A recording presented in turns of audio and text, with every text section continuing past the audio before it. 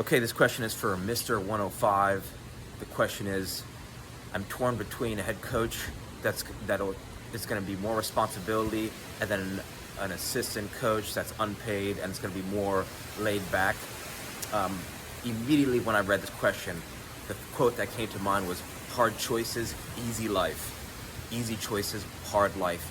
You want the harder paid position. You want more responsibility. And it may be more than you're ready for, but you will grow to that challenge if you're thoughtful and if you do some simple things that will, there are some simple things that you could do that'll allow you to look forward to this challenge.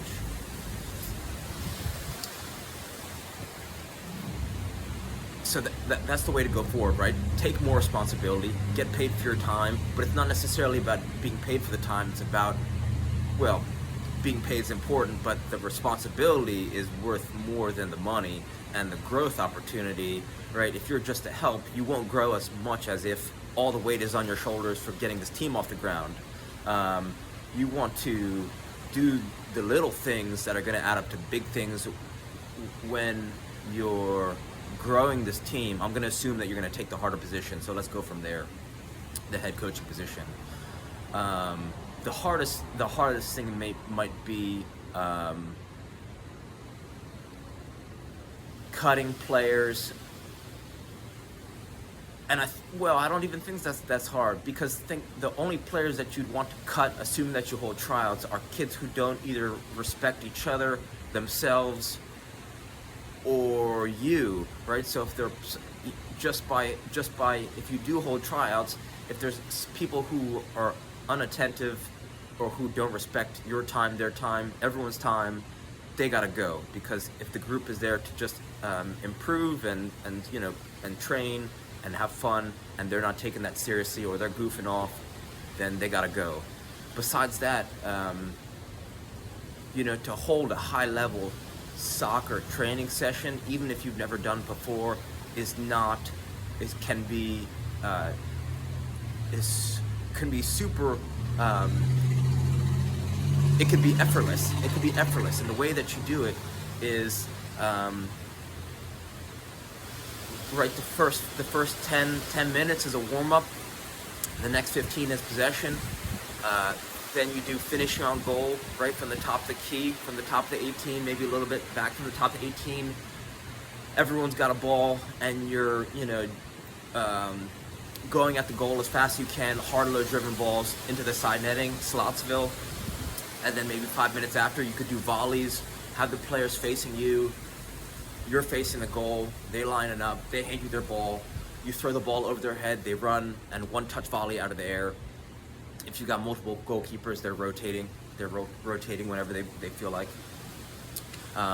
Ideally you want to do this somewhere where there's a natural backstop, because you don't want the kids. You want the kids to spend more time finishing repetitions on goal and not chasing their ball. So this might seem like a trivial point, but in the course of a season, it actually adds up to. It's a smart thing to do. The next thing you want to do is. After finishing on goal, right? Slotting the ball, volleying the ball. Then you want to do crossing and finishing. 4 lines total. 2 on the outside, 2 on the inside. The inside lines, those are people finishing on goal. People on the outside, those are the ones crossing it. Everyone's rotating lines. The crossing lines are alternating, right? Alternating service. There's no defenders, there's only goalkeepers. And when you have the outside lines, it's just a one touch at a diagonal, right? One touch at a diagonal, and then a nice cross in. I remember I would try to make it harder for myself and push the ball out towards the sideline, and then twist my body and try to cross it in. And my coach was like, just do a nice touch towards the goal and make it easy for yourself and cross it in. So, right, that's what you want your wingers doing, and they're rotating, right? So, and this is all happening, right, maybe at the halfway line, right, maybe a little bit in front of the halfway line at the circle. And right? Crossing and finishing. And the last thing, you're playing to goal.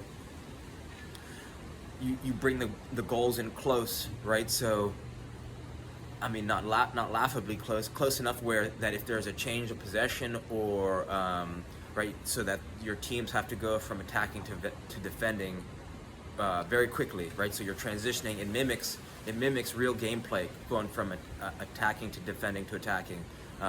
You want to split your team up for this into 3 different teams if possible.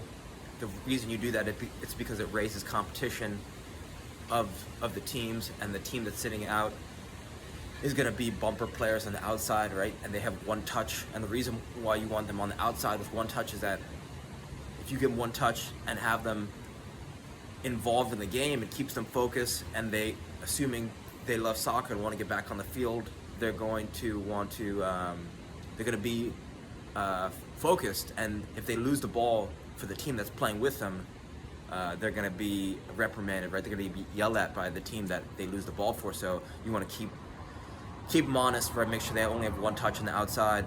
And then you want to cut the practice a little bit short. You want the practice to end on a positive note with high energy, good emotions. And then after that,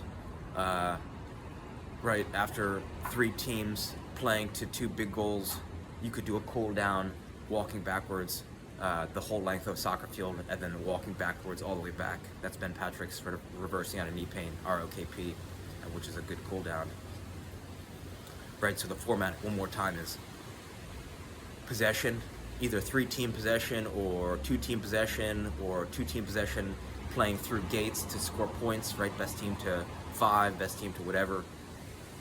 I'm sorry, warm up, possession, finishing on goal, volleys on goal, crossing and finishing, three different teams playing to goal, alternating, right? So that's your format. You run that every practice, and you're gonna have, everyone's gonna be looking forward to playing. I know that when my coach had that format, I loved it. And if there's 3 people who you identify as the strongest players, and then you start to let them choose, right? So you split the team up into 3 at the end for the scrimmage, or for the 3 teams playing. If you let them pick the teams, they're gonna pick usually the strongest players. So based on who they're picking for the strongest players, you can start to whittle down a starting 11.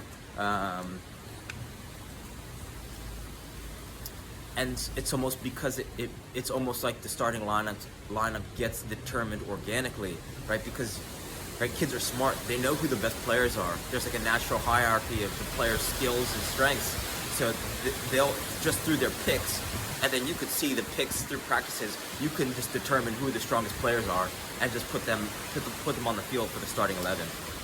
And besides that, it's more about I'd watch Ted Lasso before you start coaching. Ted Lasso helped me realize that it's, I mean, on a deeper level, it's you not only are you just helping coach a soccer team, but you're actually growing young minds. You're growing young players. You want to inspire them, encourage them to get better,